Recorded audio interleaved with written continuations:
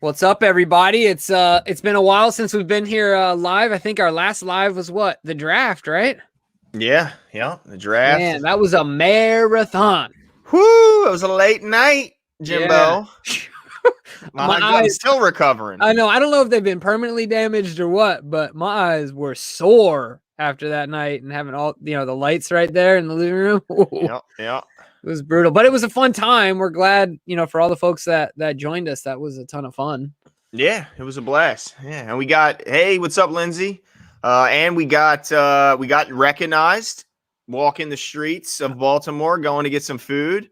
For the first time, we got recognized in public, and that was pretty daggone cool. Man, that was awesome. Yeah, shout out. I think it's Dave Nance. I think was Dave his name. Nance. Shout out to Dave if he catches this stream.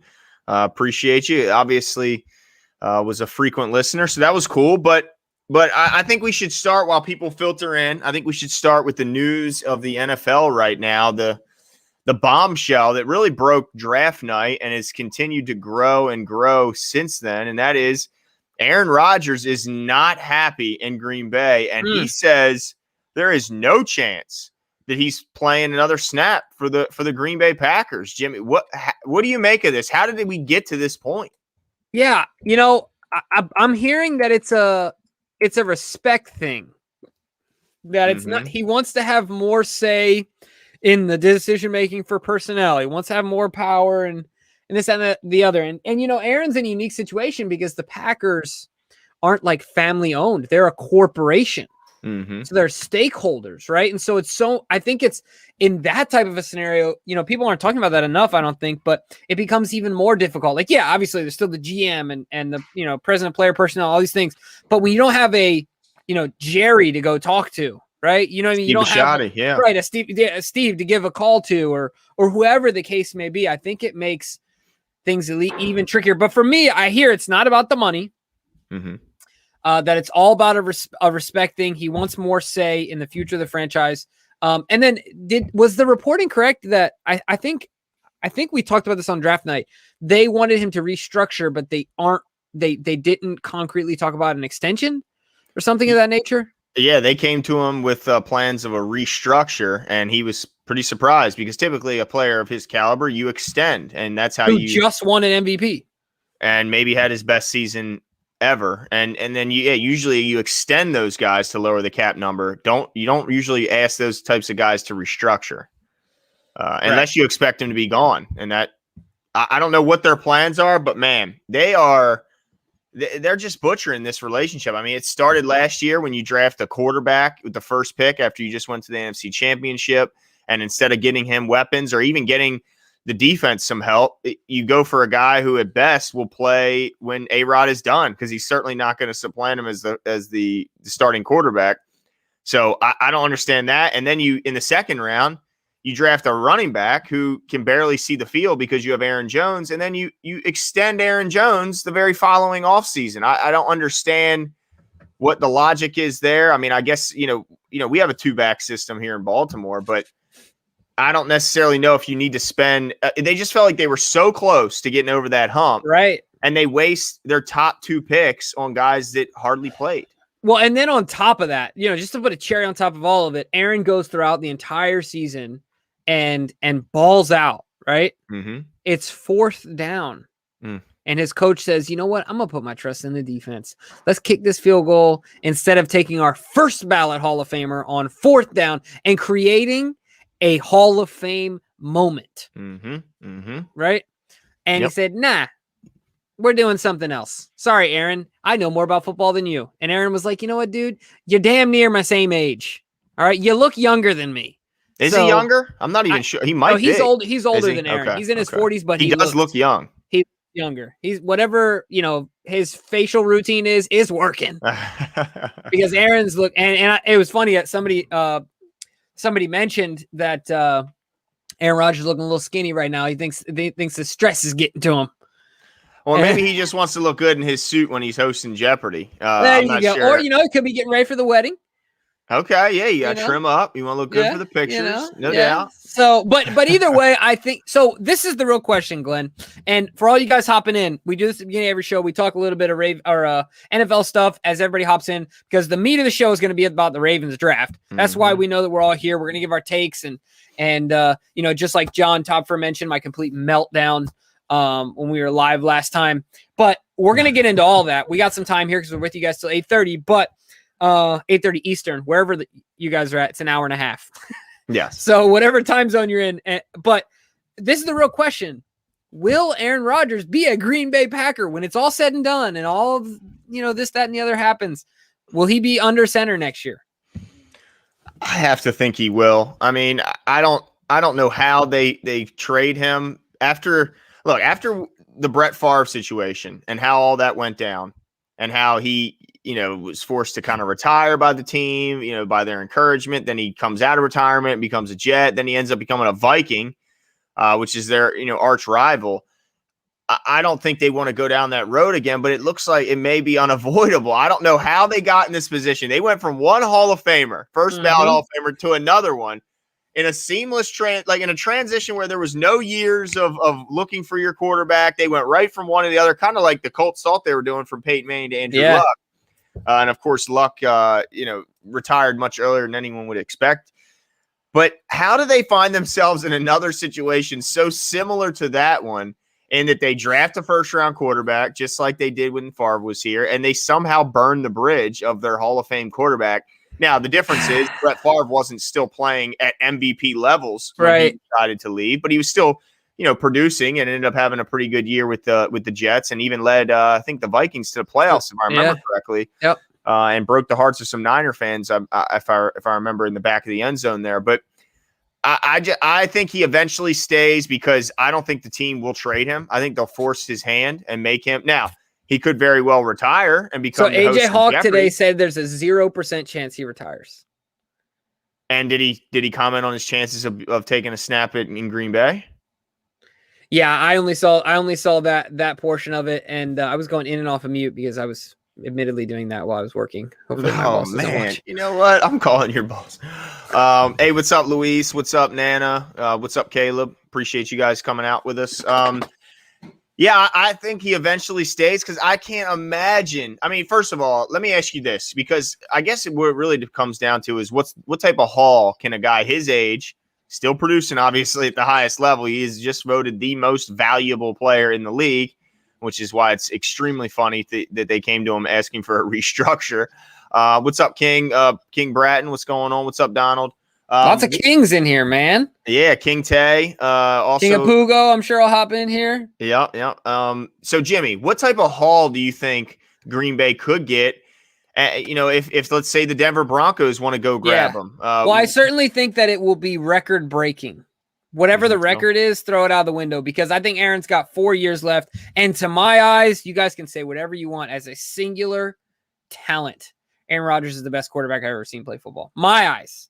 I haven't seen, people still talk about Dan Marino, Johnny Unitas. I didn't watch those guys play. I wasn't around. And so to my eyes, he's obviously Tom Brady's the greatest all time, but the best at the position, outside of the other, it's a team sport. Aaron Rodgers to me. I think he stands alone in my eyes. Now, Lamar can supplant him, and I hope he does. And I'm a little biased, obviously, but I think whatever haul they could get from. So if I'm a team, I'm saying, okay, if I get 4 good years of Aaron Rodgers, right? Then am I willing to give up 4 first rounders? Woo! Because that's basically, you see what I'm saying? That's like how I'm doing the math in my head. If I'm going to start out, okay, every year that I have Aaron Rodgers, am I willing to give up a first rounder? Like, I'm going back and forth in my mind. And I know it sounds crazy, but I'd do it. I would, because I think I give a 4. I don't care. Oh, because 4. He's 36. I'll take him till he's 40. The first round picks are less of a sure thing statistically than people think. Now, I don't want to be the Rams here. I don't want to empty my coffers till Aaron is living in a nursing home. But one of the things I think we learned from the Tom Brady experiment is that, look, the Patriots played hardball with Tom. Not like financial. I'm sure they're willing to pay him, but Tom, they didn't want him anymore. Belichick had been trying to move on from him for how many years? And all Tom did was go down to Tampa Bay and win a Super Bowl. Now, as good as A-Rod is. Right. I know he's not Tom Brady. Talking about the GOAT. Right. No, I understand that. But my point is that I think that unless we're talking about like a Ben Roethlisberger or a guy who we've seen serious, diminishing from like even Drew Brees. I mean, the guy, he couldn't throw the ball beyond 18 yards or else it was just a dead duck. Right. Mm-hmm. So unless you've seen serious physical diminishing in Aaron Rodgers' game. But we do know that can be a cliff situation. It can be once it happens, boom. It can be. That's what I'm saying. Yeah. It can be. Yeah. And that's the concern. Now, he keeps himself in great shape. He still works on his craft. This isn't a guy who, rests on his laurels. He's always working on getting – I remember he was talking about working on his base and getting his base stronger. And that, that led to some success last year and getting his timing right, making sure he gets the ball out on time. And that's what really led to such a great year for him. So, but 4 is a little steep for me, Jimbo. I hear you. But think about in that year, if you get 1 to 2 good runs out of him in those 4 years. Yeah. I mean, the thing is, it only pays off if you win a Super Bowl. Because if you come close and you fail, even if you make it, I guess it's okay. Because if you make it, but if you lose in the AFC or NFC championships, to me, it's not going to be worth all that, giving up. But how many teams realistically could you see doing it? Because here's the problem. A-Rod decided, well, I guess it depends on how the team, whenever they rubbed him the wrong way. But the fact that it happened draft night and really couldn't do a whole lot about it, and now teams that had all those holes have filled those holes with with young players that their fan base is excited about. Who's left out there still wanting a quarterback? I know the Broncos. I mentioned the Broncos, and now to me they're. But Elway's not in the driver's seat anymore, right? They have a GM now. I mean, they have a GM, but don't you think if Elway says he wants somebody, it happens? I thought that, but weren't they on the board with Fields and Mack available? Yeah, but at that point, the A-Rod news had broken. So maybe. Well, they didn't. Yeah, I mean, I hear you, but they didn't take either of them. I could have bet my house that they were going to take one of them. Yeah, maybe they buy into Teddy Bridgewater. I think the other guy making a decision is like, you know what, Elway, we're going to cool off. We're going to build around and then. Okay. But you're right. You're right. That's a good point, though, because who else is out there that would need a quarterback? Right. It didn't just draft a young guy. Now, maybe as Luis points out, the Panthers, but they did just trade a 2nd-round pick next year. Yeah. Not too much, but so I could see the Panthers being involved and possibly, in the sweepstakes. Maybe the Giants aren't as much a believer in Danny Dimes as we think. Possibly. And you know who it is? Glenn, I got it right here. Who is it?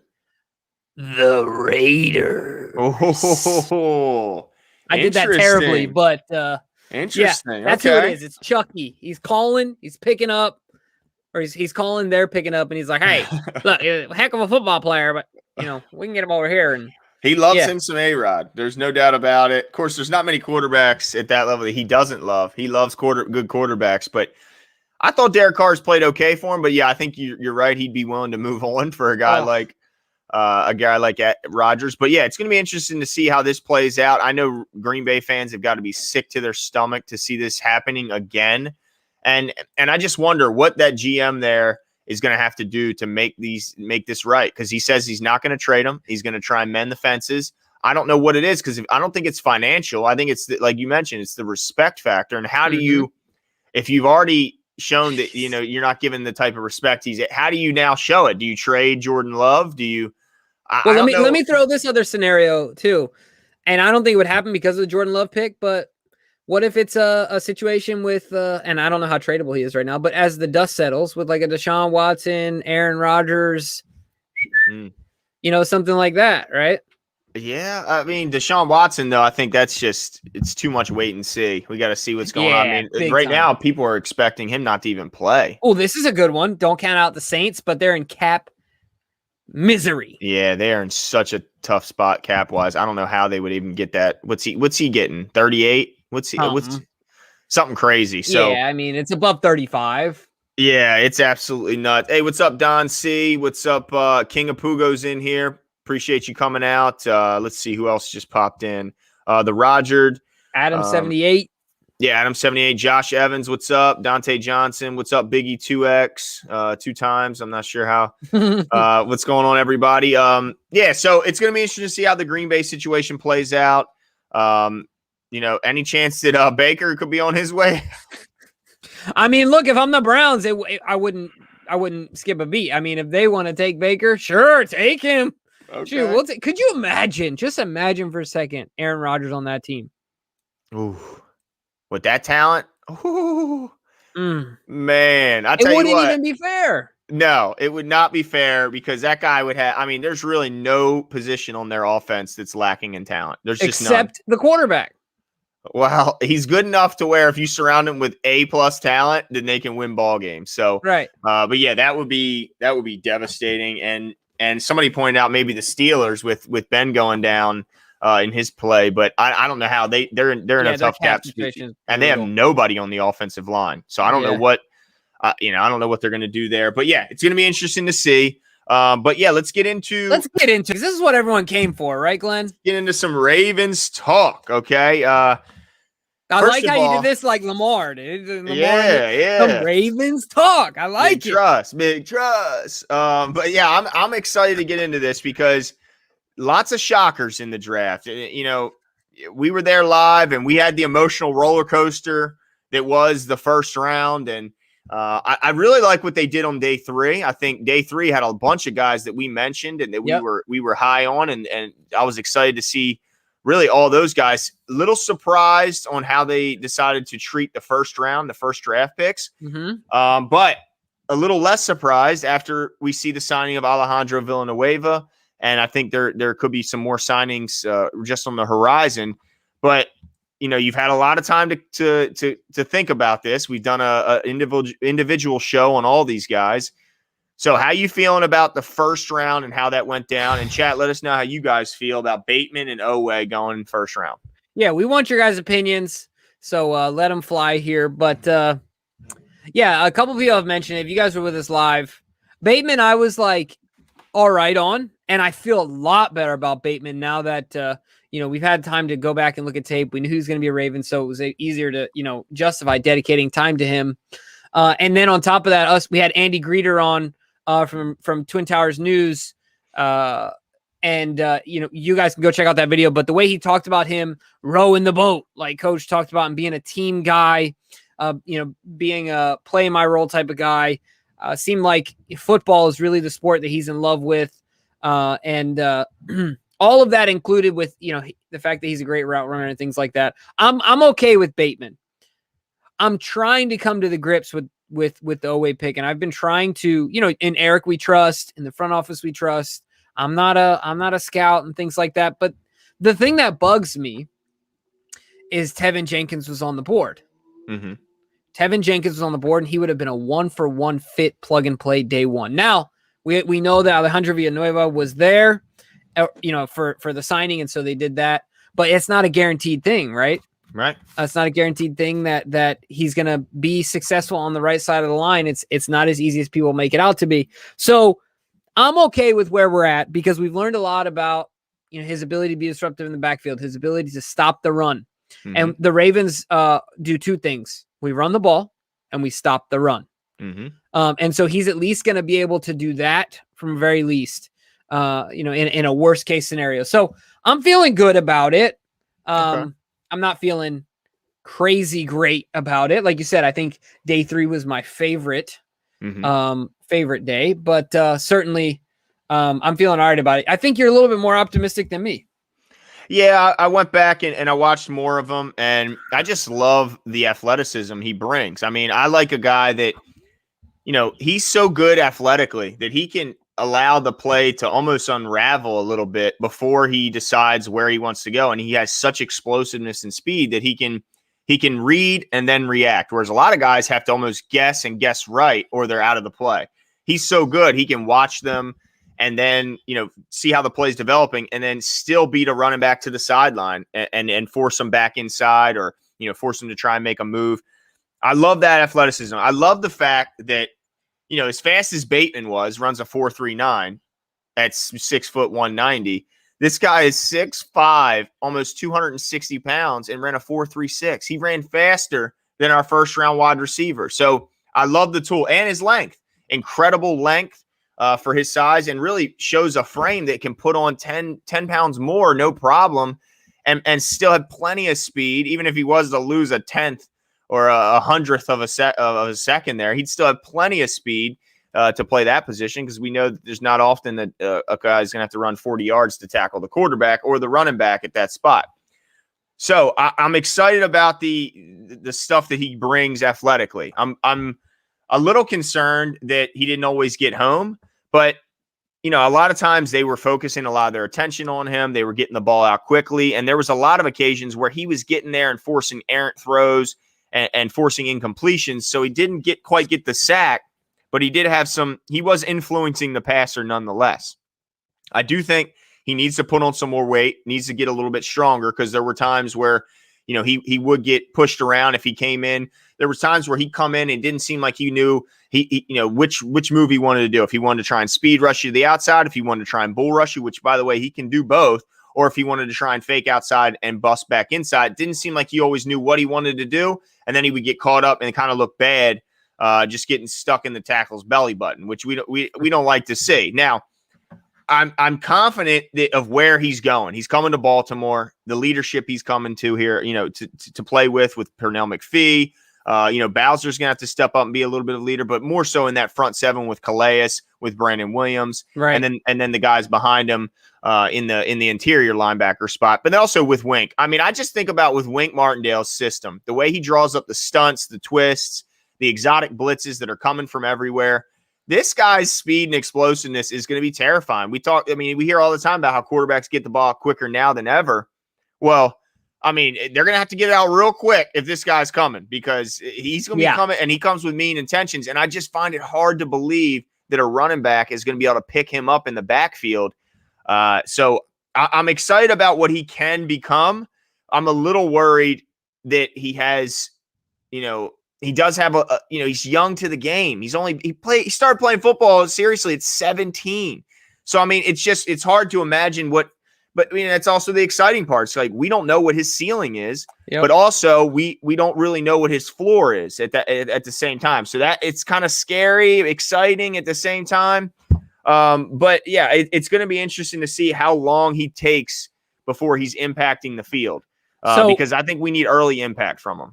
Yeah, one of the things I was going to say, sorry that I'm looking away here, but I was reading a text from, if you guys have been with the show for a while, you remember Hands Picked, and they were some of our draft analysts. And so I was talking some draft with Craig from Hands Picked, and this is what he said about UDFA. He said, "I like him, not an ideal pick, but reminds me of when we picked Marlon Humphrey. It made sense. Desire, even though we were desiring other positions, people forgot that stats are a reflection of scheme. His job was to stop the run, then pressure. As an outside linebacker, he will have a learning curve, but he should be able to use his ability way better following behind Wolf and Calais." Okay. So that's encouraging, right? Like, it's a good point. Just like we talk about offense, guys are restricted to the scheme in which they play. Yeah. Defensive players are as well.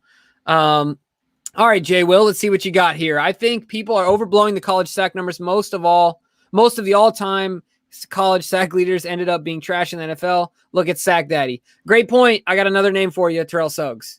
So we can go back and forth all day with that, but I also understand your point. And I think I'm and Jay Wink pointed to that. Wink said, look, Lawrence Taylor, the greatest to ever rush the quarterback, had 2.5 sacks in his last season in college. Richard Seymour had a sack and a half. We know how he turned out.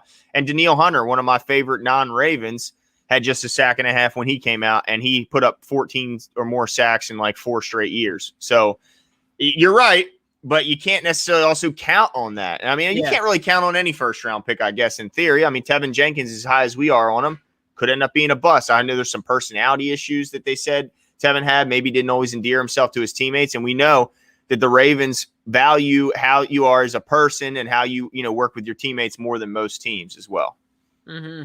Yeah, that's a great point as well. So yeah, to me, I guess it's not that It's twofold. There's the guys that were still on the board that I was really excited about, that we had done a lot of in-depth looking at. And then there's the concern that he's a workout warrior and it's not going to translate. But I think a lot of that comes down to the intangibles. So if the guy has the headspace to get better, he's going to get better.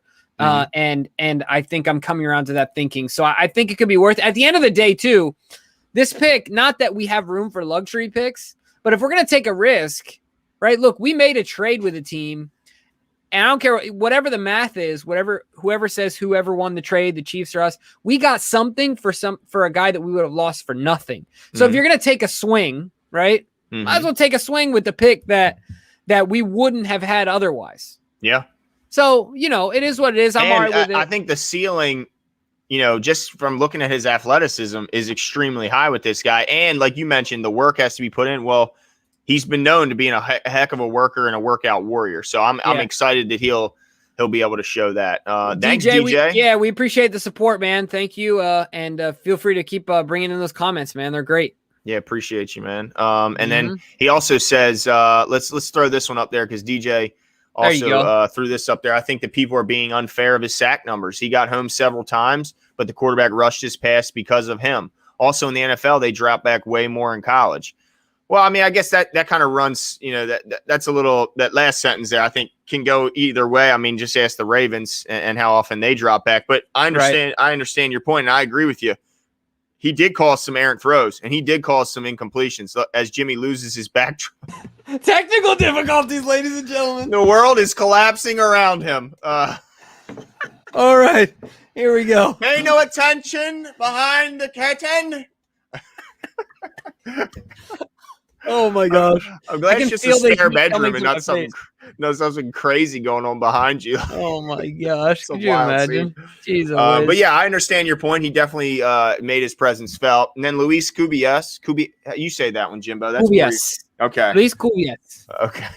He says, I think it's a good sign that we don't really hear critics about Oweh's technique or ability as most on his production. And I agree. I mean, I wasn't big on Rousseau. I didn't like. He looked stiff to me. But yeah, so that's a good point. I mean, I guess I'd rather have. I mean, look, I ideally I'd like to have seen him get some sacks, but Penn State was as far as their recent history, they were horrible this year. I mean, absolutely garbage this year in comparison to where they've been. I think Maryland dogged them. That's saying something because I remember last time a couple years ago, Maryland thought they were doing something and they had a big game on ESPN, and Penn State came in and smacked them around and absolutely embarrassed the Terps on their home field. So, I mean, it's going to be – so, I mean, I think that impacted. The fact that he didn't have a lot of good players around him definitely impacted him and allowed the offense to kind of key on him. Yeah, absolutely. Biggie, shout out. Biggie, thanks for the super sticker. That's awesome. So let's keep going, though, and Biggie, put in the chat, is it 2x or is it 2 times? Yeah. We got to know. So, but let's keep going. So we didn't have a pick until the 3rd round. You know what? Actually, I want to take a sidebar for a second because I want to talk about, we talked about Alejandro Villanueva, and it sounds like everyone is projecting that Bozeman is going to go right into center. So I just want to talk about this for a second. That might not be the case, but it sounds like it's going to be the case. But if it is, I just want to read to you, Glenn, the size, height and weight of each of our players on the starting offensive line, because it is looking nasty. We're going to go right to left. Okay. So at right tackle, Alejandro Villanueva, 6'9", 320 pounds. All right.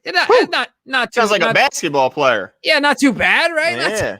And then we have the runt of the unit, Kevin Zeitler, 6'4", 315 pounds. He's the runt, ladies and gentlemen. Then you got old Bradley Bozeman, B squared, 6'5", 317 pounds, which I would argue is probably one of the bigger centers in the NFL. Oh, yeah. Then you got the new, and this kind of made me think about our next conversation. We're going to get into the day 2 and day 3. My favorite pick in the draft, Ben Cleveland, squirrel hunter himself, Mr. I use one knife for everything. I don't know if you've heard that story. But 6'6", 335 pounds, and he hasn't even played a down of football in the NFL and hasn't gotten into weight room with Steve Saunders yet.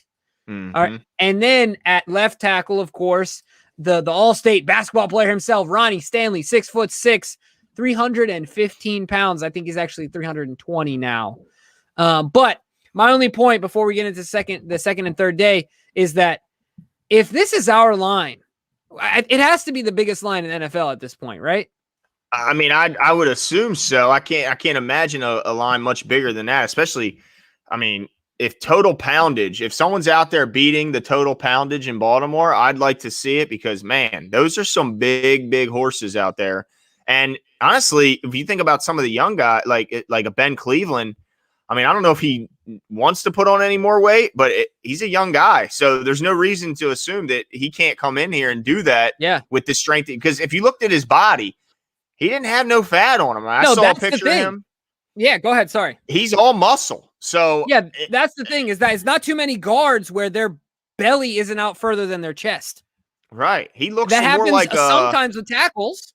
Right. Right. You know, if you got a really physically fit tackle, but he's going to put on more weight because he's going to keep lifting. It's not even like, it's not just going to be a gut thing or we're going to have to worry about him putting, taking off some because he's fatty. Right.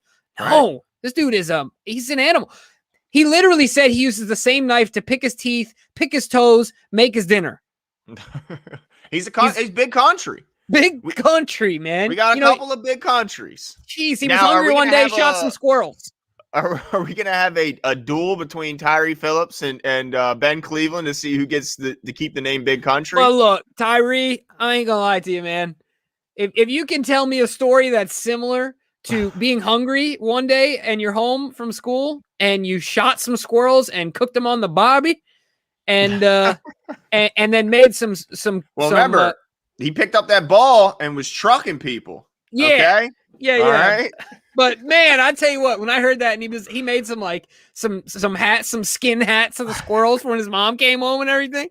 Oh my gosh, man, that's incredible. Yeah, he's big and he's mean. And what's really encouraging is he gave up just 1 sack and 3 pressures on 741 pass blocking snaps in college. So, I mean, the guy's just not big and mean. Yeah. The guy gets it done on the field. And really what's impressive about him is watch how he moves at that size. He's an athlete at that size. He's not a big slobber knocker that can't move those feet. He can move his feet, and he's going to need to in Baltimore because we asked the guards to certainly pull a lot more than most teams. So I'm excited now.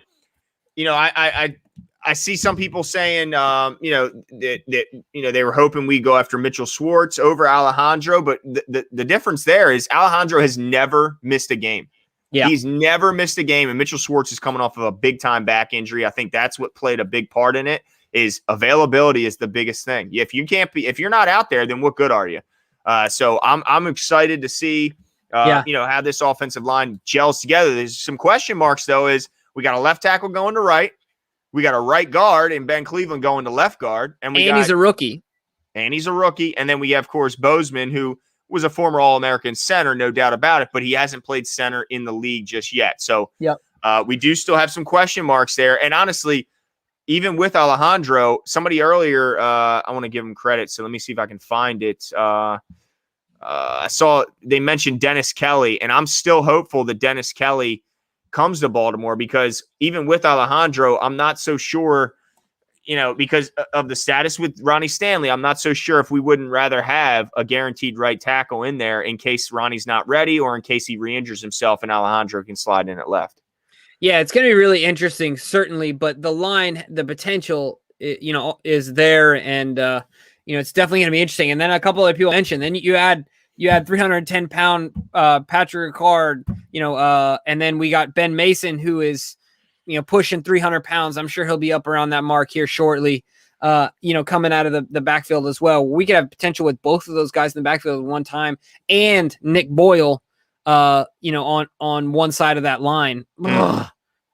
I mean, that is just scary. That is old school 1940s. That's Mike Allstott football, baby. That's right. That's beat him up. That's 3 yards in a cloud of dust. But in Baltimore, maybe more like 5 yards in a cloud of dust. Yeah, you give Gus the ball, it's going to be 5 to 7. That's right. Not 80. Not 80. but it'll be 5-7. Yeah, give it to JK or Lamar if you want to maybe have a 80, shot right? at 80. But yeah, you want 7-12, 12 to maybe 18. You give it to Gus Edwards. That's right. You Best want somebody to turn a loss of yards into 3-yard gain? You give it to Gus, and he'll show you how it's done. That's right. But I want to move on to the one that really had me scratching my head, and still has me kind of wondering at where they selected this guy. In round 3 at 104, they selected Brandon Stevens, the defensive back out of SMU, who, after we looked into him and realized, first of all, who he was, because in the moment, we hadn't done any studying on Brandon Stevens.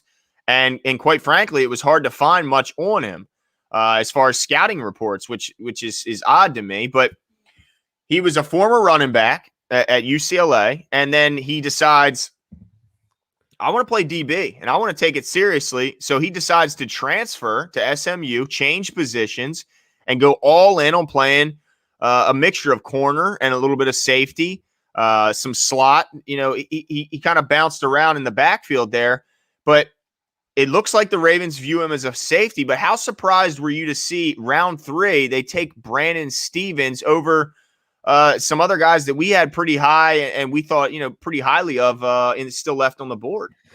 I was really surprised, certainly. But one of the things that I think of is Eric DeCosta is really picky with the guys he qualifies as Ravens. Mm-hmm. Right. So even though we had some names, maybe he just disqualified him for whatever reason, right? In the interview, all these things that we don't know of. And I think that's important to consider, number one. So maybe while we had names in between, our last pick and then all the way down to Brandon, maybe he didn't. Oh, I'm sure he didn't. Right. So there's definitely that. And then the other part of this, I guess is really, since it's not in a position of immediate need, at least, if everyone stays healthy, he's got the athleticism. He seems to have the football intellect to be able in D1 switch sides of the ball and be successful.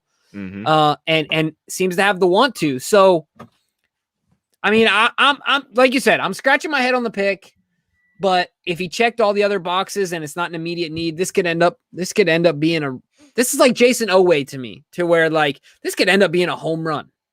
Yep.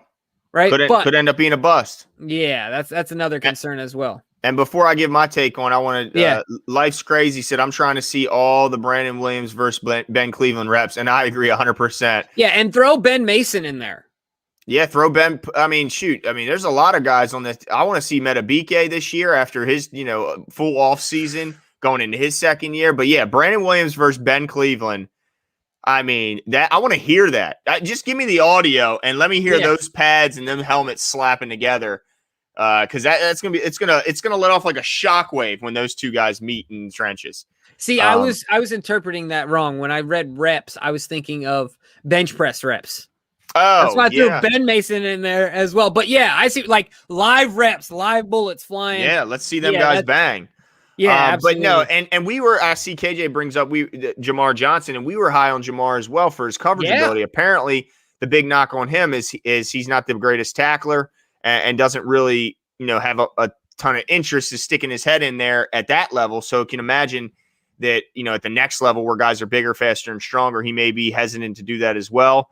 But the thing I think that they fell in love with is his ball skills. He had 22 pass breakups in 2 seasons as at SMU. And let's be honest. I mean, as much as we love the safeties here in Baltimore, we didn't see a lot of ball skills, a lot of center field stuff from them, from either one of them. Now, I know that, there's some people really high on Deshaun Elliott and think he's going to make a leap in that area this year. But I guess they were just high on Brandon Stevens, and they must have heard that other teams were high on him as well and the potential that he can bring. Now, I know I heard, I think it was Eric DeCosta. It was either Eric or Joe Ortiz mentioned that they love the way he closes the gap in the run game. They love the way he comes up and just attacks, the tackling part of his responsibilities. He loves going after guys and he does it fearlessly. So I think that's intriguing to him. They don't want to have a guy who's scared to tackle. Right. And that's kind of what the rep was on Jamar Johnson, although fantastic in coverage. They don't want to have a liability, as a tackler. So I think that's what kind of, disappointed certain teams about him, because you're right. I mean, nobody that we talked to was expecting him to be there that late, and he ended up dropping pretty far. I guess PFF did, because and all the PFF mocks, he was the consistent guy that was dropping. But yeah, it's going to be interesting to see how long Brandon has to wait before he's impactful. I mean, there's so many good guys in the room, the safety room, the cornerback room. Where does he fit in other than the special teams gunner? Yeah, no, so that's going to be really interesting as well. I agree with you. But at the same time, Chuck is going into the second year of his 3-year deal. Mm-hmm. I've heard, Eric came out and said Chuck is the heart and soul of our defense, but we're preparing for Lamar Jackson to get paid a lot of money. That means we got a lot of contributors on rookie contracts. So to me, that means that if there might be a world in which we can't afford to pay Chuck another contract. Yeah. Even though he's relatively cheap. Or Deshaun. Or Deshaun, exactly. And so, I don't think we can pay both of them. And so I think they're going to have to continue to find these replacements. Chuck was a 6th-round guy, if I'm not mistaken. And so to me, Brandon his ceiling to the Ravens has to be super high because they value a 3rd-round pick big time. And so that's definitely head scratcher. Yeah. I agree with you 100% there. And if you want to see a cool video, look at the phone call when the Ravens called Brandon. Yeah, that was awesome. I mean, that's a tearjerker. I mean, this guy is appreciative, and that was a really, really cool moment for him and his family. But we did, in talking about him, we did kind of skip over Cleveland. I know we kind of talked about it a little bit, but I do want to address this. He played right guard only in college. For the most part. Now, when they interviewed him, he said, because of COVID, our coaches made sure that we could play any spot on the line. Mm-hmm. I've even heard some people say that they can envision him being the right tackle in the NFL. Now, I don't see that because I haven't seen very many guards go from guard in college to tackle in the NFL. That's pretty rare. But one of the things I want to know from you, and I'll give my take as well, and from you guys, do you think it's going to be that easy for him to go from right guard, jump to the NFL, to contribute an immediate impact player, but at left guard? So he's going from right and left from college to the NFL. 2 big switches. Yeah, I mean, I certainly hope so. He's a young guy, so I think that it really just depends on, the offseason is still kind of unsure. I don't know, that we already lost 10 practices with the OTAs. That's not good. That's not going to help these young guys make that transition. That's not going to help Alejandro make that transition. Right. When you're taking 10 2-hour practices off the schedule, that impacts him. So a lot of it depends on his work ethic away from the facility, I think, because he's going to have to put the work in by himself. And I don't know how, I don't know if he can go back to Georgia and do some work there, or if he has, something in his home gym, or he can put something together with the other members of his team.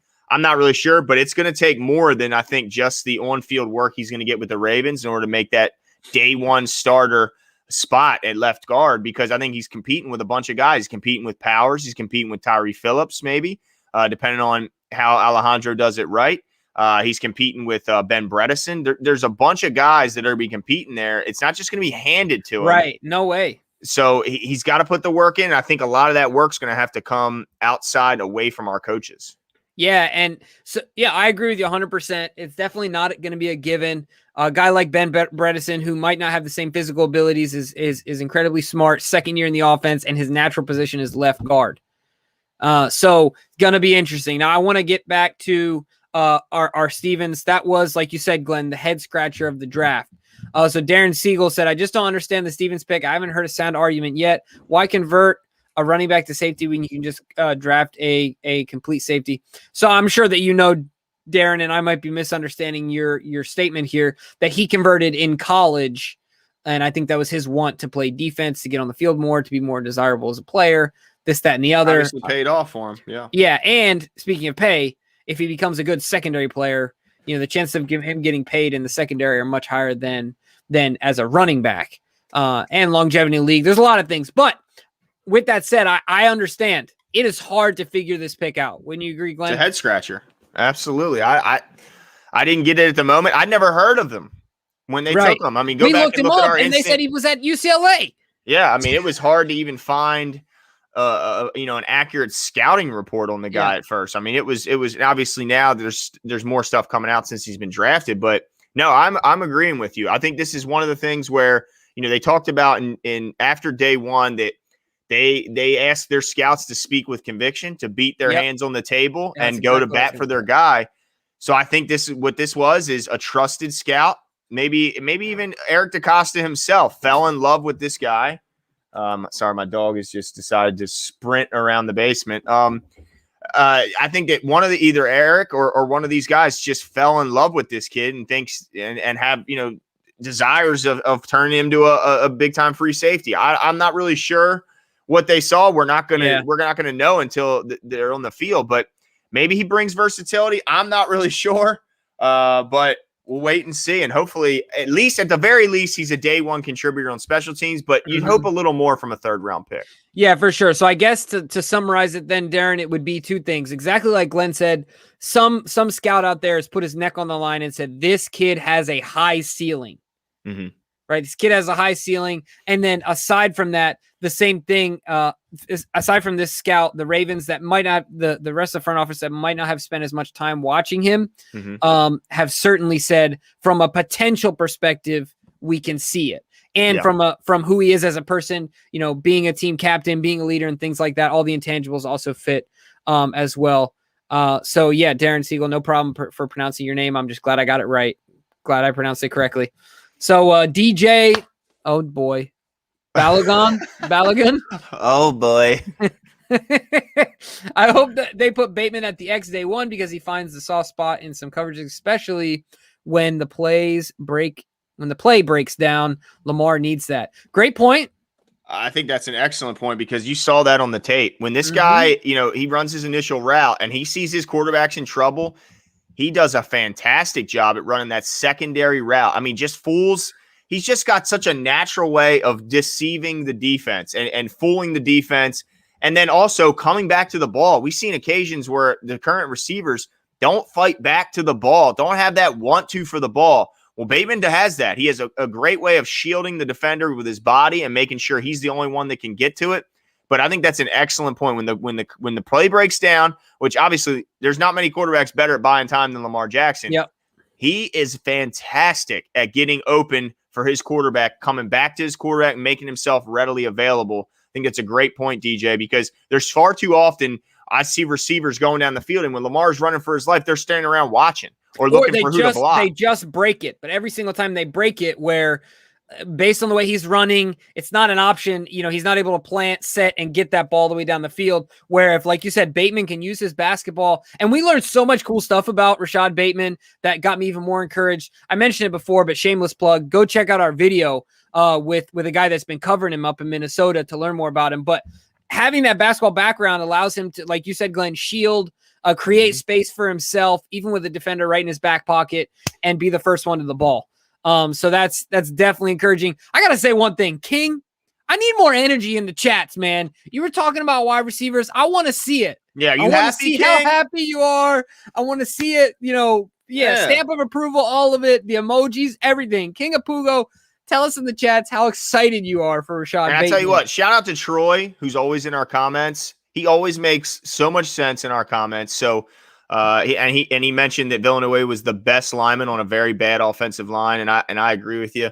But yeah, shout out to Troy, always bringing some sense to the comments. We appreciate you. But yeah, I want to know all the people who wanted to see receiver. Are you happy? Yeah, we want to see that same energy. Yeah, what's going on? And then and Slim Jimmy brings up my next guy, Tylan Wallace, and is a guy we watched from day one. It was pointed out to us early on, and I watched a bunch of his tape. And he's an interesting guy because he's only 5'11", but he don't look like that when he plays. And he's 210 pounds or a little bit under that. But man, he plays big. He plays physical. He plays strong. What do you think about that comparison to Steve Smith? I think it's interesting. I mean, it's hard for me to compare anyone to Steve Smith because he's so unique in his mentality, man. Yeah. Just that. Is there a more competitive player? Is there a more competitive person in the history of this world? I don't know if anyone's ever had a bigger chip on their shoulder from birth. from birth, Jimbo. Yeah. I mean, and one of the things that I thought was really interesting, not to sidebar too long here, but one of the things I thought was really interesting about Steve is that he was always afraid of being a fraud. And that's extremely motivating, to where he said he came out his rookie year and was balling. And he was like, wait a second. I don't know if I can duplicate this. I don't know if I can keep doing this. So fear of not being able to me, a lot of number one receivers, what do they think coming in the league? I got this. Yeah, exactly. And Steve was open and vulnerable. Was like, dude, I don't know. Like, I might be when your first touch is a return for a touchdown, that's a lot to live up to. I mean, the very first time he touched the ball, he took it to the house. Right. But it's just so incredible because so many, you're right. His mindset's so unique. It's so unique. I mean, this guy's ready to fight Michael Irvin on the set of NFL Network if he cracks slick. Yeah, and it's funny because he's an absolute teddy bear, like with his kids and stuff like that. But you put on a football. Yeah, or even just talking football. He's ready to pop off. But yeah, back to Wallace. I think this guy is an explosive play waiting to happen. I love the fact that they just doubled down at the receiver position, and they didn't. I like the fact that they didn't stick to we drafted him, so they're going to make the team. I love that they brought competition. May the best man win his spot. And I think it's a credit to Eric DaCosta, because Eric has shown the ability to cut recent draft picks before, we saw with Ozzie. I mean, we saw Dalen Matt get released. We saw the trade of Kenny Young. We saw multiple moves from him where he's been more willing to let go of recent picks than we ever saw with Ozzie. Ozzie just seemed unwilling to even, give up on a guy before his contract, was over. So I love the fact that they brought competition in. But here's what else I love. He had a 1.1% drop rate in 2020, which was the second best in all of college football. This guy does not drop the ball. I mean, it's incredible. But what's also fun is that I was worried that, he didn't have the top end speed because he makes so many contested catches. Then he goes out and runs a sub 4.40. And I go, well, that tells me one thing. He's just got to polish up his route running and gain more separation out of that. Because if he's got a 4.3640, I think he ran, there's no reason why he shouldn't be getting wide open. And so, and I'm confident we can develop guys now with the coaches we have on the staff. So, man, I'm excited that we might finally get away from the Miles Boykin experiment. And look, he could turn around and have a fantastic and prove me wrong. But up to this point, I haven't seen enough to guarantee him a roster spot, even though he was a recent draft pick. And I think that Eric DaCosta is going to have to make some tough decisions because, man, these guys are going to be fighting for it. I mean, I think Prochet's on the bubble. I think Boykin's on the bubble. And obviously, Deion Kane and Ben Victor, they're going to have a real uphill climb. I mean, real uphill. They'd have to blow their hair back with their performance. Yeah, absolutely. This pick screamed Ravens to me because of his grit, the way that he makes plays and things of that nature. So certainly it's going to be really interesting to see what happens going into camp, based on what you said. I think Miles Boykin is certainly put on notice. And I like Deshaun91 says Miles got evicted from the team. But then the other thing, Marcus Barnes, shout out. He said I vented enough on Patreon about the picks. He brought up some good points as well. The number one point here is, and I mentioned this, is that we got 0 offensive tackles. Yeah. 0. At the end of the day, I mean, we got two corners, 2 wide receivers, 0 tackles. So to me, as I grade this draft, a lot of people are giving us A's and things like that. I still can't, because I think it's a serious need, whether it's this year or next year. Alejandro Villanueva basically signed a 1-year deal. And so where does that leave us?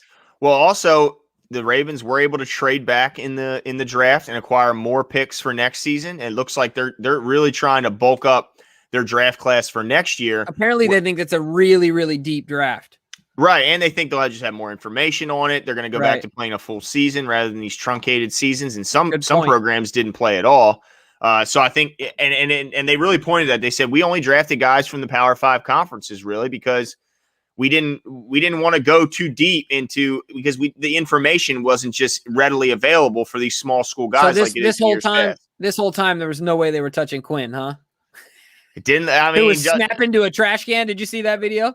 No, I didn't see that. And because I saw the punching trees down and all that stuff. The fishery, he was snapping into a trash can. He had a broom up at the top of the trash can. He was trying to hit the head of the broom every time. Okay. All right. Well, hey, whatever works, You gotta get creative, man. absolutely. Shout out to him for that. And hopefully he has a good career. I know you were high on him, but Yeah. yeah, I like Ben Cleveland though.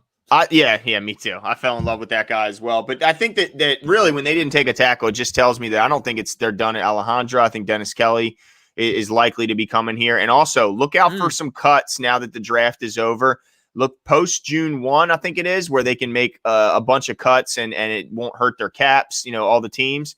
So yeah, future Hendricks. Yeah, we know Miles Boykin can block. Thanks, Miles. Yes. Thank you. And I know you're joking there. But yeah, I think that I think there's more tackles on the way. I don't think they're done adding to that position. There's just no chance that they can be fine with a guy who's 33 and who's never played the position and Tyree Phillips. There's just no way they're going to go into the season with those two guys. So I think that there will be, and honestly, I think it's Dennis Kelly since they already had him in for a visit. But yeah, so. Well, let's move on to the next guy, though, Glenn, because I think he might be your favorite pick, at least one of them, based on where we got him and what you see as his fit and potential. So talk about it. Shaun Wade, I know when he got picked, you were hyped. Right? Yeah. Shaun Wade out of Ohio State, the cornerback, who last year we think most likely would have been a first-round draft pick, hurt himself a little bit by staying in school with the COVID and the weird season that it was. But not even just that, if I'm not mistaken, 2 years ago, the 2019 season, he played more inside. And he really was comfortable and confident and did really well inside. And then last year with the departure of Okun and the need for an outside guy, they relied on him more outside, didn't quite play as well. Yeah, and also it was more than just him transitioning to the outside. He also was battling injuries with a turf toe and a knee injury that I think slowed him down. But there's no doubt that his performance in 2019 was better than his 20 performance, and that's why he dropped to the 5th round. I mean, this guy I think was the number 2 corner coming out of high school when he went to Ohio State. So there's no doubt about the talent. I love the size that he brings. He's 6'1". We're not drafting a smaller guy who. We love Tavon and we love what he brings, but I think that some of the injuries he's had can probably be attributed to the fact that he's a smaller guy playing such a rough and tough game at 5'7", and I think that's being generous. That's got to take a toll on your body. So I think the fact that they got in a guy he's got the size to certainly play on the outside, and he's shown the ability to play on the inside. So the fact that you have versatility. And, when you can't count on Tavon, he's missed 47 games in the last 4 years, Jimmy. 47 games in 4 years after they signed him to a monster deal, and I think made him the highest paid nickel corner at the time in the entire league. So they definitely are going to be moving on from Tavon Young after this season. There's no doubt about that. And to have a guy that when Tavon does go down, which I said not if, I said when, to have a guy that you could thrust in there and not have to take Marlon out of position, not have to ask Jimmy Smith to go in the slot, not have to rely on a guy you may not want to. I mean, we ended up having to sign. How old was the Green Bay cornerback we brought in? Who ended up going right back to Green Bay for the second playoff game.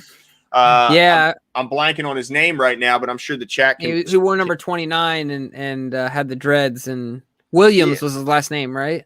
Yeah, exactly. Now, so and I see the chat is saying that they're also thinking about bringing him to safety, and that's possible. But I know he's played a lot of corner, so that's Tramon Williams. There you go, Tramon Williams. There it is. So they've obviously, although got a deep and talented cornerback room, they've showed that they've needed to reach out for help to old school vets and young guys off the practice squads. So I don't have a problem with them adding to the cornerback position. And I'm excited they can get a guy with this much talent at 160 overall. I thought that was a home run. Yeah, 100%. I'm really excited about it. I don't think there's any way he goes to safety because I think his value to us is at the slot position because, like you said, Glenn, it keeps everybody else in their true positions. I think it allows a Marlon and, once they gain some confidence in this kid, psychologically, it improves Marcus and Marlon's game because it allows them to have to kind of take a breath, right? And say, all right, I'm just be a little more, have some of the blinders on and say, okay, really, all I got to do is this and just dominate at what they do best. And so certainly that's a huge add psychologically as well as it is strategically and performance on the field. Appreciate the shout out, Future Hendricks. Yeah, we definitely appreciate that, and we try hard and we love it. And we hope you guys just have a good time just like we do, because we absolutely love doing this. So appreciate it. But let's keep moving on here. I know you like that pick. The next one, and we're excited, we're going to have a guy, a media member of the Notre Dame football sphere, if you will, come on the show. But Dalen Hayes at a Notre Dame, he's another outside linebacker, edge defender type guy, was 5th round pick, 171. A lot of people were saying that he's a poor man's version of UDFA. What are your thoughts there? So actually, before I pass it to you, I just want to say one thing. Very similar, if I'm not mistaken, he was also team captain.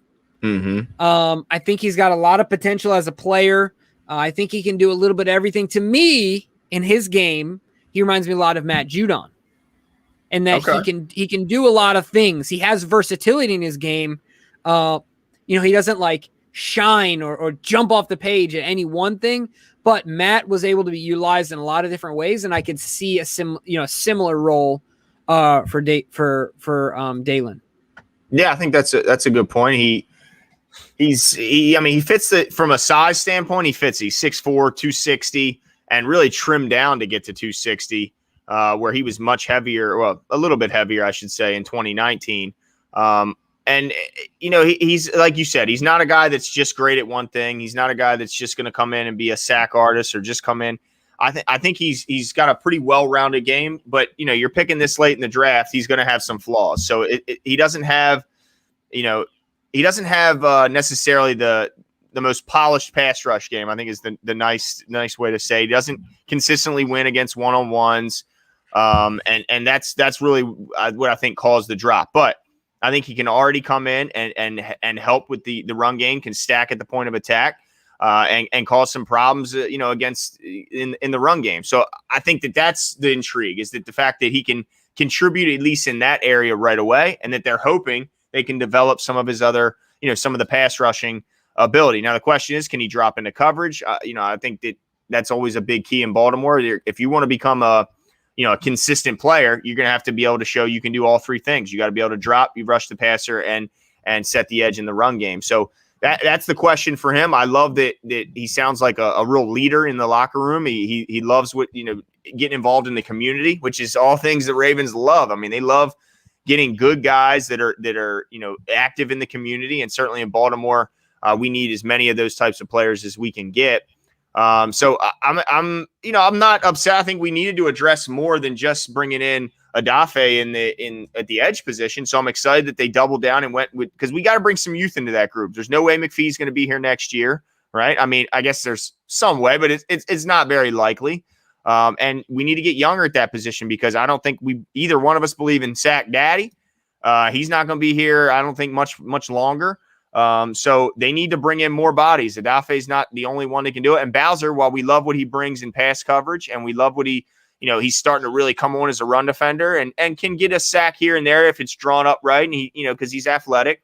Yeah. But he's still not necessarily the all around player as far as a pass rusher that we're really looking for. So I'm hopeful that maybe this guy can develop. And if he can't, he's at least going to be good on downs 1 and 2. And he's going to be a good guy in the locker room, good guy in practice. Certainly. And one of the things I just want to mention really quick, I don't want to forget, is I've teased the shirts. No one got the draft right on number 27. So no one was able to. But this is my commitment to all of you. I'm saying it live, Glenn. So I made a preliminary model. I wasn't a huge fan of it. Okay. So I'm going back in the lab. By the end of May, ladies and gentlemen, there will be 410 Sports Talk swag available for you. So TJ was actually wearing an Under Armour shirt, but we're gonna make.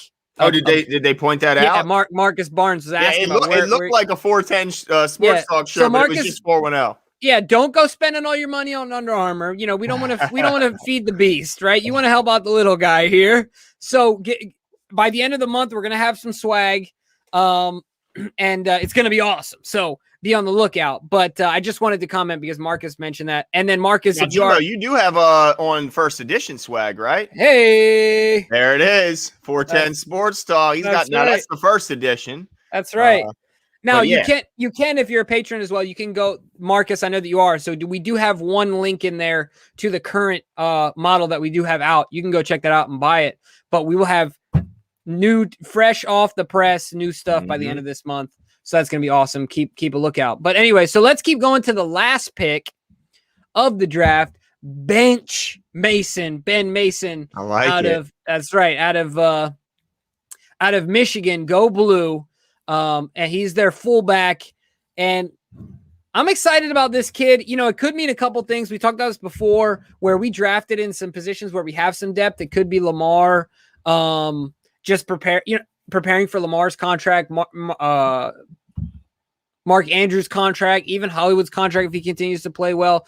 And honestly, we'll get to that in a second. But so one things that Ben Mason says to me is that we're committed to the run game. Look at the size of the offensive line. But aside from that, bringing him in, have a second body. He's going to be a special teams guy. He could also be used in the run game more than Pat because he's been successful doing that in college. But it also means to me that if Pat Ricard at the end of this deal, if he becomes too expensive, he just becomes too expensive, and we'll find ways to figure that out because, like what Eric DeCosta said, it's a good problem to have when you can pay a quarterback, but it's just something that has to be addressed. So that was something that came to my mind when we picked up this guy. So it was kind of like a bittersweet thing. I was excited about it, but I was also thinking this might be the end of Pat Ricard. Not this year, but in the time that before this guy's rookie deal is up, Pat might be out the door. Yeah, and that's going to be an interesting thing to see how that plays out because not many teams can utilize a true 310-pound fullback. I mean, so unless he's willing to transition to a primarily, a tight end, then I wonder how much Pat Ricard's value is outside of Baltimore. I think now. Oh, you know who wants him? Who's that? The Raiders. You think so? No, John. That just seems like a sign. John signs him like a 4-year, $40 million deal. Yeah, and then puts him at D-line. And he's like, he's tough. Tough as nails. Put him at fullback. He's a D lineman. 2 knocks. Yeah. But I like 2 knocks. But what I like about Ben Mason is that, man, this guy loves to hit people. This guy absolutely loves it. He said that his mentality on the field is he's the baddest dude on the field at all times. He's always going to have that mentality. I love hearing that. I know the Ravens organization loves hearing that. This guy is he's just he's a true fullback. I mean, this guy, but what I found exciting about him and intriguing is how much they used him as a short yardage runner. Yeah. I mean, imagine putting him at running back, Pat in front of him. You bring in all our tight ends, Boyle, Andrews, Tomlinson, whoever else you want to put in there, and maybe even an additional lineman in there. And you run him. He had 7 touchdowns one season as that short yardage back. So he's shown that he can do it. And man, that would be a lot of weight and muscle coming at you in a short yardage situation. Now, I know we're big Gus guys, and I don't want to take Mr. Gus Bus out of there, but this guy makes Gus look a little small. I mean, that's how big Ben is. So it's going to be interesting to see how they use him. But I love the fact that, when they asked him about special teams, he didn't just say he plays special teams. He loves him some special teams, takes pride in it. And he said nothing gets him happier than going down there and hitting the ball carrier on a special teams and taking them down. So I love hearing that. And that's what you need to hear out of a late round guy, because what are you really expecting to get out of a 6th round draft pick? I mean, and it's funny because if Ben Mason, think about this. If there was no Baltimore Ravens, who else would be drafting Ben Mason? Right. Like this guy's going to, I'm sure, be very appreciative of the Ravens because there's not many teams that can use a guy like Ben Mason to the fullest of his ability. Yeah, certainly. Yeah, it's really going to be interesting because there's so many combinations. What if you take Pat off the field, or you have Pat and Boyle on each side of the line, and then you have Ben and then Gus? You know what I mean? There's so many right? I mean, that just gives me chills thinking about it because that's my kind of football. Yeah. That just literally taking another man's soul from him, right? And saying there's nothing you can do about this. To me, it's like similar. You know how it is when that Kevin Durant is coming down the court and he's going to pull up and he's going to hit a 3. It's going to hit the back iron and bang right down the hole, right? Yeah. And there is Not a damn How thing about you Steph can do Curry? about it.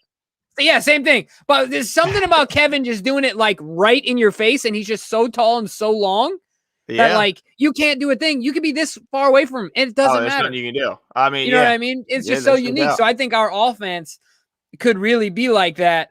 And it, man, and then you add these new weapons on the outside, and I kind of want to talk about that. But now, do you have the list in front of you, the undrafted guys that we signed? Because I do. DJ, I'm gonna try it again, DJ. All right, here we go. Balogun, Okay. I think Balogun. Yeah, said Ardarius Washington. The signing bailed us out. What's your intel on Ardarius? Ardarius. All right, so he is. Let's see. He's 5'7.5", 178 pound safety out of TCU. Now, so he is me on a football field. He is. Well, I think if you're giving yourself 5'7.5", I think you're being generous. I'm legitimately a 5'7.5". Legitimately, I promise you. All right. If anyone watched the draft video, you can comment. Because I'm not 6'8", a freaking giant like you. All right. Okay. All right. That's fair. But you're not playing college safety. I think that's safe to say. No. But my point is that size wise. Right. Oh yeah. No, that's what I'm saying. So I mean, if you had to go tackle Gus, that's a little bit of a concern. I'm concerned about it. I'm concerned for his life. Right. Exactly. But let's talk about what he does. What he does really well. Could you imagine if I tackled Gus Edwards though? Before you get into this, I would literally blow into pieces. Yeah, it would be. It was kind of like I was looking at Myles Garrett's suit trying to contain him, and I was just thinking, imagine trying to block that guy. But we're not talking about them. Last thing, trailer park tornado. That's me, the trailer park. Gus Edwards would just eat me and just tear me to pieces. Anyway, Go ahead. All right, so he's undersized, but here's what's good about him. He's very versatile. He's a corner that can play the nickel. He can play the dime back. And I know that, if you got that versatility, that's how you get on the field. Okay, so he's very quick. He's very fast, and we like that about him. The only thing, and honestly, he can track the ball well. He's good at making plays on the ball. But man, he's so small, man. That's what has me worried. And he struggles when these big receivers go out there. They push him around. So I like his athleticism. I like his quicks. I like his versatility. I think he's got a shot at making this team. Now, I think his better shot is making the practice squad. Because I just find it, it's a crowded room, that DB room, especially when you consider they're bringing in guys, like third round pick Stevens.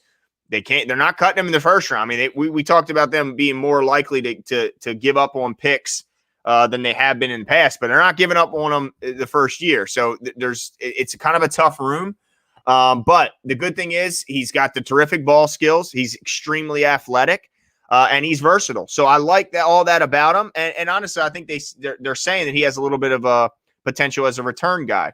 So I like that he brings a lot of different things to the table. The question is, can he overcome that lack of size when you're going up against? I mean, are you going to feel confident if he's guarding a tight end at 5'7"? I mean, I'm not really going to feel good about that. If you're telling me he's going up and covering center field against these big, long receivers, I'm going to be a little nervous seeing him try and go up in high point, meet a guy at the high point when it's at certain point, he's just not big enough.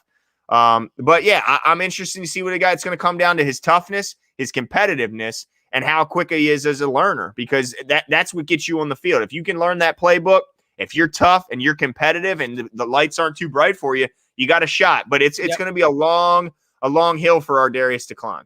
Yeah, and one thing that's pretty incredible is that PFF had him ranked as the 57th overall prospect in the draft class. Crazy.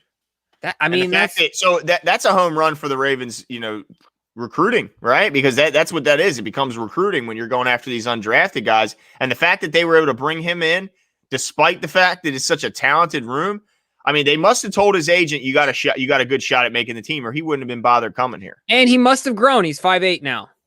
He's 5'8". Okay, I see 5'7.5", but okay. In cleats, he's 5'8". Yeah, and you know what? Last thing I'm going to say about that, Eric Weddle anything near 5'11". So look, they might be true about the guys that are shorter and not true about the guys that are taller. Yeah, you stood next to him, and there's no chance. Not a chance, Glenn. Not a chance. I mean, yeah, no, not a chance. But CM says that he's a safety turned into a nickelback like Ladarius Webb. Well, man, that would be a cool story because let's see, Ladarius had all that. He could tackle. People forget because he had some injuries later on. But man, he could wrap them feet up and bring you down. Didn't matter how big you were. And man, talk about competitive. That dude was extremely competitive. But I don't know if he was 5'7". You know, I don't know. No, if I think he was 5'10" or 5, something like that. It's still competitive. He pops off on Twitter like nobody's business. Yeah, I love his accent. I used to love listening to him talk. I love the kids. He really talk about the kids. I loved his accent. One of the coolest guys to listen to. But let me give you the list of some of the other guys that they brought in as undrafted free agents. Running back Nate McCrary, wide receiver Dante. Wow, I don't know how to say that last name. Here, let me type it into the thing to the comments, and you can see if you can help me, Jimbo, because this is a toughie. This is a toughie. Let me know, how do you say that? That's his last name, Jimbo. Can you help me out? Oh my god. Okay. Silensu. Silensu? Okay. Dante Silensu. I'm not sure, I don't know much about that guy, but I think there were some people that were high on him.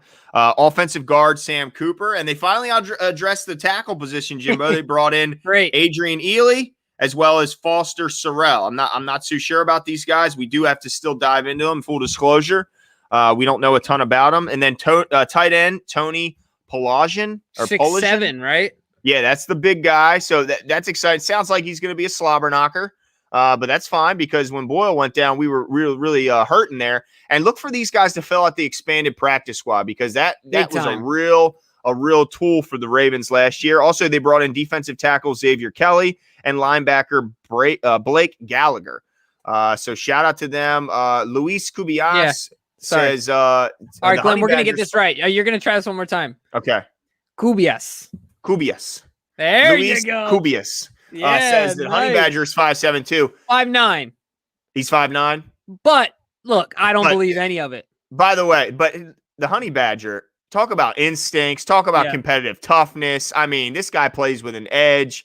I don't know. When I was watching him at LSU, I don't remember another guy who showed me more pure instinct on the field than him. I mean, this guy was that classic safety where, his responsibility might be on the back end, but if he sent something up at the line, he'd come screaming down at that line of scrimmage and make a tackle or make a play. This might be outlandish, but I think he's the instincts-wise, the only one I've seen better than him at that position is Ed Reed. I mean, Ed Reed's instincts are Troy Polamalu. Yeah, Troy, that's a good one too. But as far as getting your hand, having a nose for the ball and having your hands on the football all the time. I mean, he's definitely special. But hey, who knows? I mean, look, nobody thought Gus Edwards was going to be a 500+ yard, have records in the NFL as an undrafted guy, and he turned himself into something. If this kid's got, he's given himself the best shot here in Baltimore, don't you think? Well, I think that if you want great coaching, I mean, there's great coaching everywhere in the NFL, but I personally think that, Wink Martindale is as good as it gets. And if people want to, just look at what he's done since he's been here, we've had the best defense in his tenure when it comes to points, yards. I mean, you just look it up. And so I think that, he'll, and also the mentorship that he's going to get with Chuck Clark. I mean, they talked about the day one that Chuck was there, he was the smartest guy in the room. Earl Thomas was talking about him being the smartest guy in the room. And these are a bunch of vets. And they don't even like each other. Guy. Yeah, and he punched him in his mouth. So, I mean, he obviously maybe he's getting a little smart, Alec. He was cracking. He's a little too smart. Ha! Give you one. But yeah, I think that the fact that he's got him as a mentor, and Deshaun talked about the mentorship that Chuck Clark gave him, even though they were both young guys. I'm excited to see. Look, if Ardarius can overcome his size, I mean, that's a cool story. We're going to be rooting for the guy. Believe me, like crazy, because if you tell me there's a guy that can play safety, he can play nickel, he can play dime, and he can be your return guy, that's a guy that checks a lot of boxes. And now you don't have to keep, there's been years where the Ravens had to keep a guy just because we didn't have another returner on the roster, and his only contribution to the team is catching punts. No, we want a guy that contributes more than just punt return if you're going to make the team, which is why I think Duvernay and Prochet got back there. But it says that Salenso, I'm going to say Salenso was high school teammates with Lamar. Yeah, I saw that. So that's an interesting connection.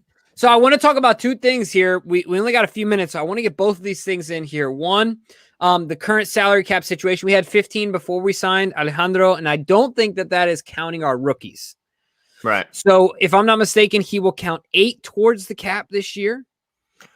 Or is just because it's 8 guaranteed, do they split that up over the 2 years? Do you see what I'm saying? Yeah, I'm not sure. They didn't release his cap hit yet. I haven't seen it on Twitter or anywhere else.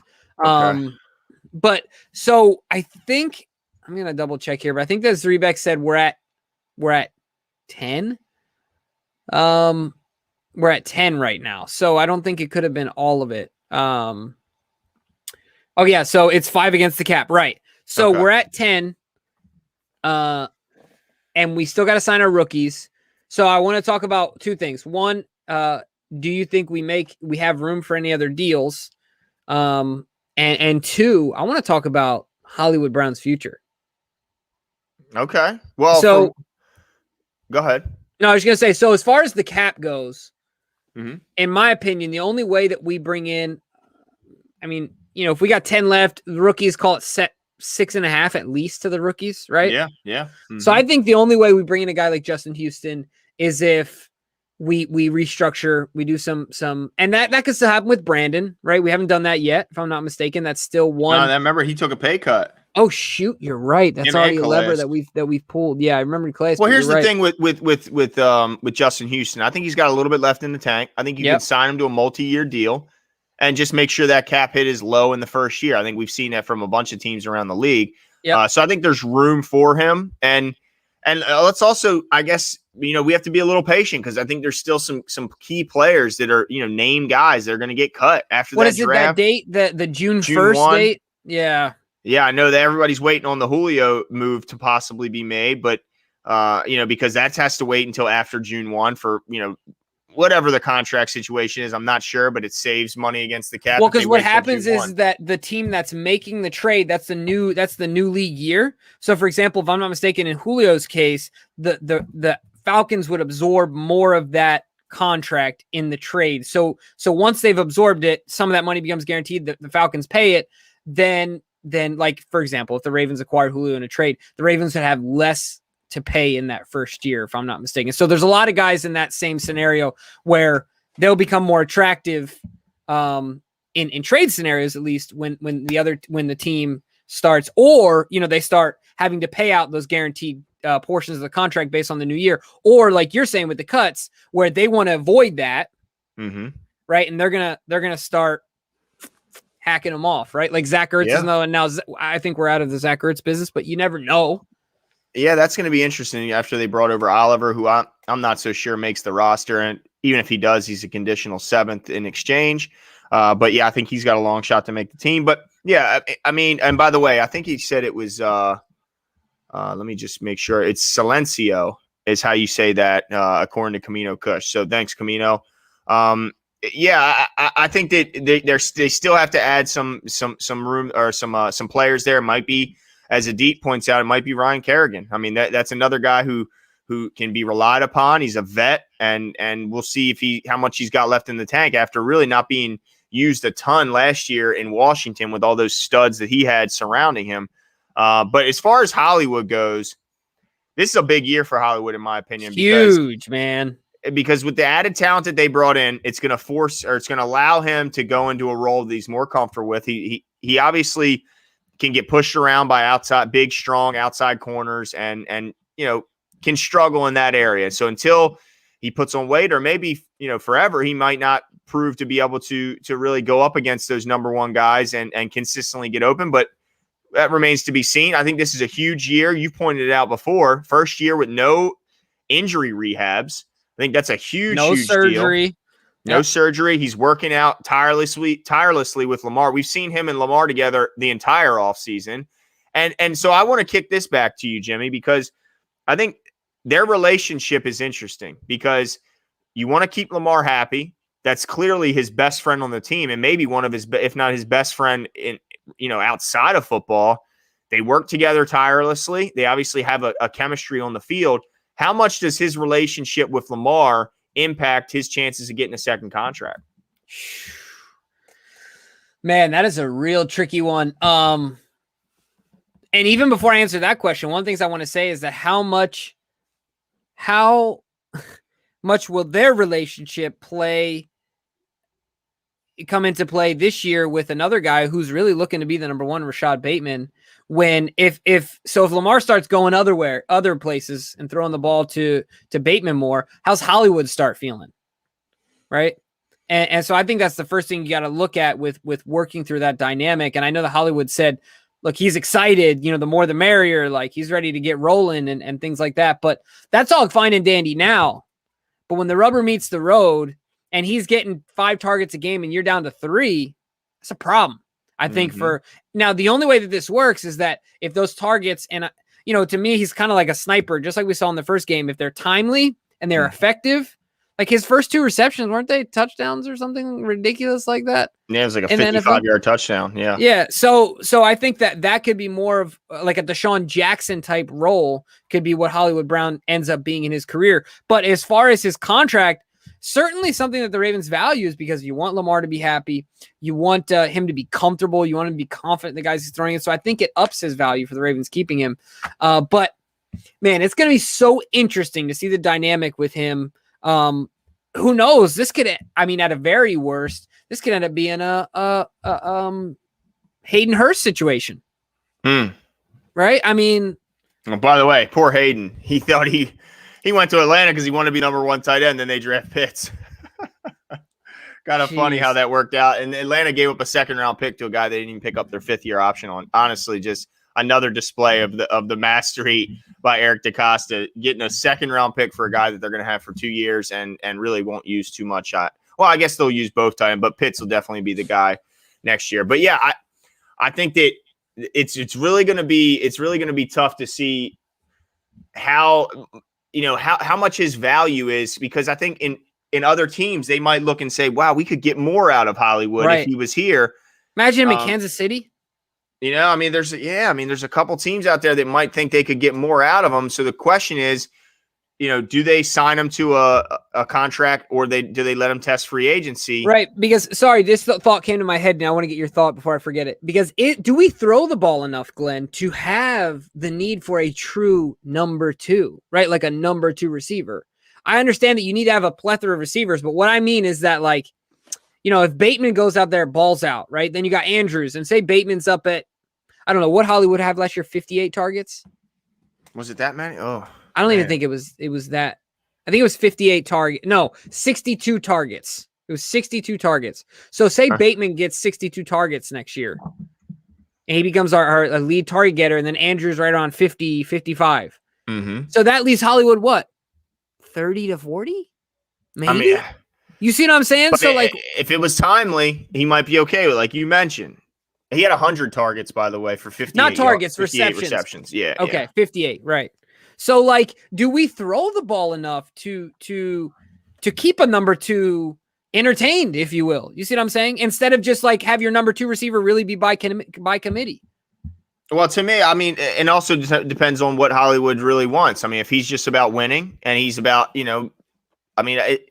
how much is volume of targets important to him, or is winning more important? Is touchdowns? Is having a good relationship with Lamar and the rest of the guys on the team? That's kind of a wait and see, but it will be interesting to see how they ultimately decide to deal with the contract situation and how much pull or how much lever, how much does the Lamar relationship matter? Because there's no doubt every time I see, so they're together, yep. Them too. It's like, I don't know. I feel like that impacts, because if you let him walk and then he blows up on another team, would that rub Lamar the wrong way? Or, it's just interesting to see how that plays out with them being so close of friends, seemingly. And also, if they had to choose between Andrews and Hollywood, in my mind, that would be an easy decision. Yeah. But I'm not so sure if it's the same. Although we did see Andrews was out there partying with Lamar too, which was pretty funny to see. So yeah, maybe we're overblowing it. Maybe they can find a way to get both of them back here. But look, King brings it up too. You also got to think about Sammy. Now, Sammy's not going to be greedy, but he's going to get targets. Yeah. Right. So if we'll say that right now, Bateman is your X, he's like your number one, right? Mm-hmm. I just, between Sammy and Tylen and Marquise and all those guys are going to eat after Andrews and after Bateman and after Lamar runs. So, like, how many more reps, how many more passing plays are we going to have in a game to where it's, you know what I mean? It's going to be so interesting. I'll tell you what. Yeah, I mean, he doesn't strike me as a guy that would be the diva type, but he did go to Twitter and say something about if you don't use your guys, then, what are we here? So I guess I can't put it past him to being upset about lack of targets. I guess it's just a wait and see. But I mean, I think that Bateman's definitely going to eat into his targets. I think that, I'm interested about Tylan Wallace because I'm high on him, but young receivers in Baltimore don't get a ton of reps. At least they didn't in last year. Now Hollywood did as a rookie; he got a ton. But was the relationship with Lamar, a big factor in that? We don't know. We didn't see a lot of Prochet, and we didn't see a lot of Duvernay. Even though Duvernay, when he did have the opportunity, made the most of it and was playing really, really well. Yep. So yeah, it is going to be interesting to see. And if a guy isn't getting, even that 5th-year option on Hollywood is going to be a pricey deal. And are you really even getting the value out of just the 5th year? I mean, it's going to be interesting to see. But let us know what you guys think. Yeah. I see you guys are already kind of jumping in the chat, and I like seeing that. DJ Balagun says, now that we have more weapons, are we going to find a way to throw more than 17 times a game? I just don't trust Giro much. Oh boy. Well, DJ, I think. Now I know that's I'm not going to go crazy. I'm not going to get all fired up, Jimmo, but I will say this. I loved hearing Giro talk. And if you guys haven't seen the introductory press conference with Rashad Bateman, Roman was on it with him. And he said that, the offense this year is going to develop more than it ever has in years past. So that's encouraging. He said that he realizes they needed to develop the passing game and become more balanced. Just so the fact that he's, admitting that problem and everyone's pointing to right? it. Yeah. I mean, John pointed to it. DeCosta pointed to it. Their hires pointed to it. Their draft pointed to it. I mean, Greg Roman mentioned it. So if all of them are mentioning it, I have to believe that they're taking a serious look at this and they're adjusting their scheme.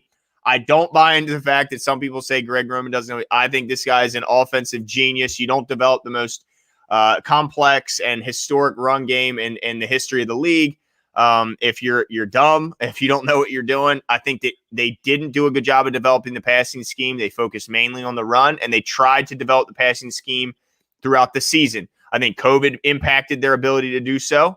And then, the personnel impacted their ability to do so, including in a big part the offensive line. So let's see what happens this year. They've revamped the offensive line. I still think there's more work to be done there. They're going to revamp the passing scheme, and I think they're going to make a more concerted effort in the offseason and in the preseason to develop that rather than try and develop it throughout the season, which ended up being a big disaster for them. So let's wait and see. But I'm confident that they're going to be passing. They're going to be better at passing the ball. And just remember, they didn't throw the ball a ton more in 19. They were just more efficient when they did it. Yeah. They were just better at it when they did it. So, and King points it out. Roman knows his seat is hot. He knows it. I mean, he was at San Fran when they let him go. He was at Buffalo when they let him go. That he understands that there's been a trend with how long he's been with the team, and then it goes. He doesn't want to make that same mistake, I don't think. So I think that John Harbaugh's leadership and the other coaches they brought in are doing a good job with Roman in developing this passing. And I'm excited to see what they got for us. Yeah, I agree. Just to put a bow on those comments there, Glenn, to answer the question here, are we going to find a way to throw more than 17 times a game? This is where I struggle. I don't think so. I think it's about efficiency, not about volume. think it's going to be about efficiency. Now, 17 might be low, but it's a reasonable number with what we've done. But look, as many commitments as we've made in our draft and everything else to the passing game, we've done it 1-for-1 in the run game. Like you said, look at the size of the offensive line. We drafted a fullback back there. Obviously, we took JK in the second round last year. We have Greg Roman as our offensive coordinator. You're going to run the ball with Greg Roman. That's just the way that it is. So, obviously, we extended Boyle. And so certainly I think that it's going to be really interesting. Just like we had JT O'Sullivan on, and he said the offense needs to be harmonious. Yep. That's what we need to get back to, not just balance. It's not saying, okay, we got 20 throws and 20 runs. No, we need to strike with precision, right? Just like we did in 19. But even better, I think I think that our offense, this is crazy sounding, but I think it has the guys to be better. On paper, we can be better. And so, man, it's going to be interesting. I'll tell you what, but dude, tonight I think this was our new high for a Tuesday night. We got over 230 for a little bit there. Shout out to all you guys for coming out as always. I don't know if you want to throw any shout outs out there. Man. You got any closing comments or anything? DJ Balagun was big time tonight. Appreciate you, King of Pugo, showing out like always. Dwayne Hunter, Camino Kush, helping us out with some key information earlier. CM, I appreciate you pushing the like buttons. We like that. Adam 78, as always, he's in here, making his voice heard. Don C, we appreciate you, sir. Always in here. Marcus. Marcus Barnes, we appreciate you, sir. Camino, CJ Kush, sure. Melvin Groom, I always see that name in here. I think Nana. Biggie 2X is kind of newer, right? Like I haven't seen him a ton. So Wesley Slemp, we appreciate you. Adeep Mahmood, he's been here with us from the jump. One of our early guys. Trend Killer, same with him. We appreciate you. If I'm missing you, Future Luis Hendricks. Kubias, there you go. I'm still working on that. Jimmy's gonna help me. But Biggie 2 times. I think you mentioned him. Caleb Parmalee, we appreciate you. If I forgot you, I'm sorry. If you the silent listeners and observers, we appreciate you guys as well. We got some exciting guests coming up. Jimmy, who do we got coming up? Yeah, so we got a guy from the kind of caught me off guard here, Glenn, but that is okay. I'm with it. No, you're good.